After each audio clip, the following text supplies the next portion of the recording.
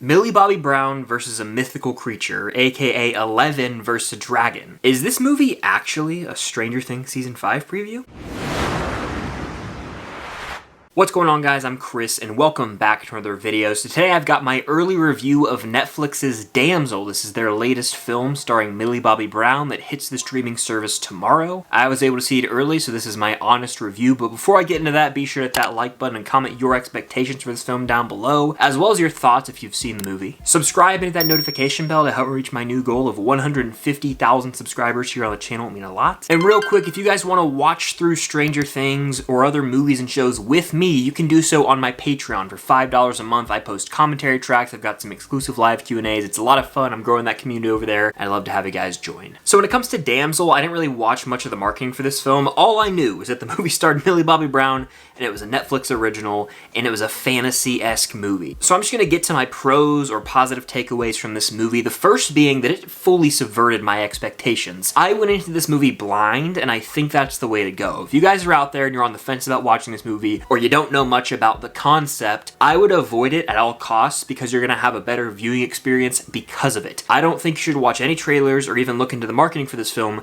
because it's gonna give away too many key details. In fact, this review isn't gonna be a spoiler review by any means, but if you don't want to know anything about the plot, go watch the movie and then come back here. So for starters, this movie really takes its time to set up the characters and the world, which I appreciate because once we get further into the film, it becomes almost a one-location survivor thriller in a way, and so having this backstory built up for our lead character makes it all the better and allows for the audience to get more engaged with the main story as opposed to just throwing us into the middle of the action and then filling in the gaps as we go along. I was able to get on board with everything because the film did a great job of letting us know up front we're building up to something greater here. In fact, the first 20 or so minutes of this movie have this eerie, uneasy sense. You can tell tension is in the air and we are slowly building up to something that's going to catapult this movie forward. As a matter of fact, and I'm shocked to say this, a portion of this movie gave me 127 Hours vibes, even Saw vibes. That's one of my favorite horror franchises, and I kid you not, the film takes a turn at one point where I was like, wow, I did not expect this. If you like the concept of an escape room or one location thriller films, you will definitely get a kick out of parts of this film. Of course, a lot of that is due to the setting and the tense environment that our main character, played by Millie Bobby Brown, is put in, but a lot of that goes back to the performance that Millie Bobby Brown delivers. She yet again shows her range here and is the standout actor of the film. She plays the character Elodie, and we as the audience are fully rooting for this character and feel angered with her. They make her quite a likable lead, and then she delivers a performance where she's got to go to some dark places. And this movie lets you know early on we're gonna get some dragon action, which inherently means there's gonna have to be some visual effects to back it up, and I'm happy to say that for the most part the visual effects in this film worked. There were some shots in particular where I was like, man, what was the budget on this movie? Because it really looked hyper realistic. Like, I hate to compare it to Game of Thrones because we live in an age of comparison, but there were some shots of the dragon in this film where I was like, it looks like it was ripped straight out of Game of Thrones, which is probably the highest compliment I can give because I love Game of Thrones and the visual effects in that show are out of this world. So to have that carry over to a Netflix film, that's impressive. Now, that wasn't the case for all the VFX shots. I'll get into more of that later though. So on paper, this movie has all the pieces to make for a great action epic. You've got Millie Bobby Brown as a charismatic lead in this film. There's some VFX that really work, and there's an interesting setup, but it's almost inescapable nowadays for a movie to go direct to Netflix and for it to not have some sort of generic straight-to-streaming feel, and unfortunately, that is the case for a good chunk of this movie. It's almost like every Netflix original film has this specific look to it that takes you out of the movie ever so slightly. It's this digital glossiness that can overshadow the actual visual effects of the film, or even practical locations, and just take the overall visual appeal of the film down a notch. It's very easy for the human eye to spot something that's fake, and despite the fact that this movie did have some impressive VFX shots, a lot of times I would take a step back and be like, it's hard for me to fully get immersed in this story. Even with the costume designs, it's sort of a medieval time period, and it felt like with certain costumes, it's like they went to the Spirit Halloween store to just find a prince costume or a princess costume. Like, the production design in this film was nothing special. special. There were certain moments where we were supposed to believe they're in this medieval city and then they'll be riding on horseback and it'll be a wide shot, and I was like, oh wow, this looks pretty cool, and then it'll zoom in and clearly they're just in a soundstage, and it was like, man, it just made it pretty hard to buy into the reality of this world. And aside from Millie Bobby Brown, almost every major actor in this film was phoning it in big time. Robin Wright is in this film, who plays Jenny in Forrest Gump, and it almost looked like she was reading all of her lines off a cue card and was simply there for the paycheck. I won't reveal details about her character, but I was just like, really? This is the best you got to give? Angela Bassett, who just got nominated for an Oscar for Wakanda Forever not too long ago, is in this film, and I was like, wait, is that actually Angela Bassett? Because it just felt like such a one-note character. And Ray Winstone is even in this film.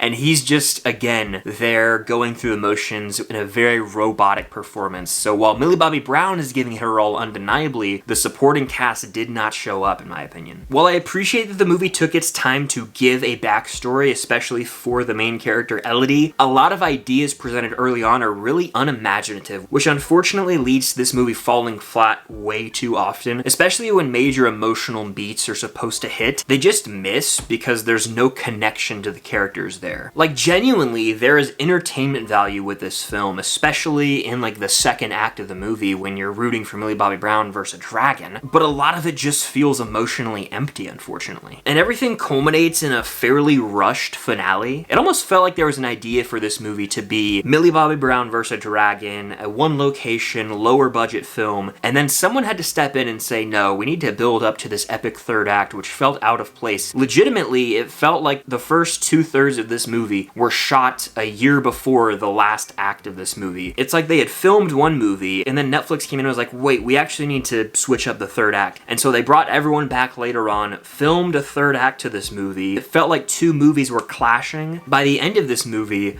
I really was wishing that it just committed to being one genre and owned it, because this movie just embraced being a one location survival thriller in a medieval time period. It would have been way more badass and engaging from start to finish. So while this movie is far from perfect, Millie Bobby Brown crushes it. She brings an energy to the screen, I buy into her character, and I can't help but root for Elodie in this film, so that automatically allowed for me to get somewhat invested in the story. The first act sets up this world and creates a palpable tension to the point where I was sitting up, I was like, something's about to go down. So it had a decent enough hook. Now it does get super ridiculous at times and feels straight to streaming, if you know what I mean. But as the credits rolled, I was like, you know what? That's actually a pretty decent watch. I didn't mind my time with this movie. It's far from perfect. By the time the third act rolls around, the VFX can be hit or miss. And this movie would have been significantly better if it committed to one concept as opposed to trying to get too big for its britches in the third act. But as far as straight to Netflix movies go, this is one of the more enjoyable ones I've watched in a while. It's like a 3 out of 5 type movie. I could see myself watching it again one day. I could see myself forgetting about this movie in a few weeks. But my biggest takeaway here is that Millie Bobby Brown needs to do more movies and have her time to shine on the big screen. Once Stranger Things ends, likely next year, I hope she gets those big opportunities away from Netflix, away from the Godzilla franchise, where she can have a leading role because she is a star and she's just going to keep getting bigger and bigger in years to come. But those are just my honest thoughts on Damsel. Let me know yours in the comments down below, as well as your excitement for this film if you have not yet seen it. Subscribe and hit that notification bell to help reach my goal of 150,000 subscribers here on the channel. It would mean a lot. And if you guys want to watch Stranger Things and other TV shows and movies with me, you can do so on my Patreon. Your support over there means a lot. I have commentary tracks to movies and shows. I'd love to have you guys over there. But that does it for this review. Thank you guys, as always, for watching, and until next time, I'll see you guys later.